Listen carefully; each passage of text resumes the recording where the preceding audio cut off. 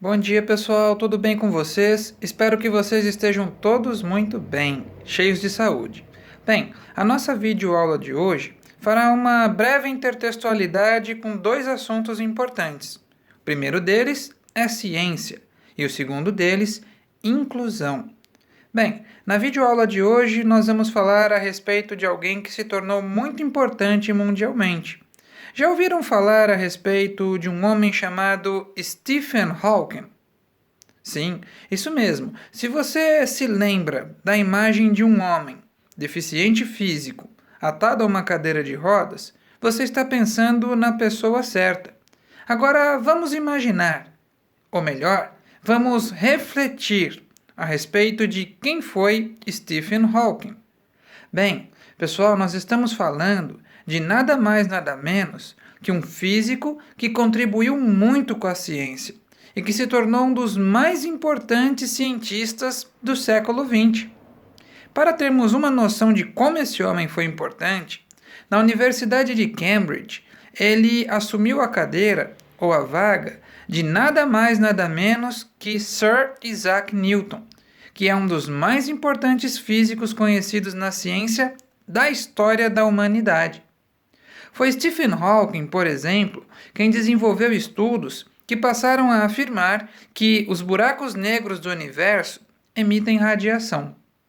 Então, certamente, foi um homem bastante importante na história. Agora, como esse homem chegou nesse estado praticamente vegetativo do qual nós nos lembramos dele? Bem, no ano de 1963, Stephen Hawking foi diagnosticado com uma doença rara chamada esclerose lateral amiotrófica. Bem, o que essa doença fez com ele? Aos poucos e com o passar dos anos e até das décadas, essa doença foi paralisando esse importante homem, esse importante físico e também cientista, de forma que ele perdeu praticamente todos os seus movimentos. Será que isso fez com que ele desistisse da vida? Ou desistisse da sua carreira? Não, de forma alguma.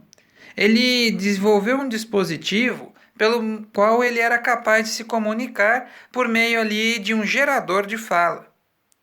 Hawking, senhores e senhoras, meus caros alunos, conseguiu driblar toda a deficiência que ele teve. E antes de falecer, ele ainda estava plenamente ativo, sendo diretor de departamentos muito importantes de pesquisa da Universidade de Cambridge. Agora, isso levanta uma questão muito importante para nós quando pensamos na reflexão a respeito da deficiência e a respeito da inclusão dessas pessoas. Bem, é fato notório que na nossa sociedade brasileira, bem como em muitas sociedades ou em muitos países ao redor do globo terrestre, as pessoas portadoras de deficiências físicas conseguiram conquistar alguns direitos importantes.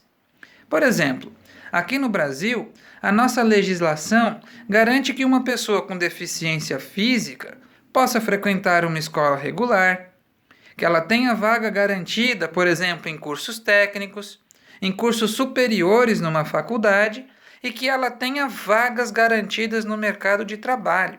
Sim, a nossa lei determina que nas grandes empresas parte das vagas sejam ocupadas por pessoas que tenham algum tipo de deficiência. Entretanto, não precisa muito para observarmos que as nossas leis não garantem uma inclusão efetiva para as pessoas que têm deficiência. Por exemplo, ao andar pela calçada, você já parou para pensar na situação lastimável, na situação difícil em que se encontram os nossos calçamentos e até mesmo as ruas? Como pode alguém com uma deficiência física, com uma cadeira de rodas, ou mesmo que seja com uma bengala ou uma muleta, andar tranquilamente em cima das nossas calçadas, que são esburacadas, que são desniveladas? Já pararam para observar a dificuldade que tem alguém que é portador de deficiência visual ou de deficiência auditiva quando essa pessoa tem de se comunicar por algum canal? A dificuldade é muito grande. Então, essas pessoas, por meio dessa exclusão, acabam sendo prejudicadas, acabam não tendo acesso a direitos sociais básicos que deveriam ser garantidos pela nossa legislação.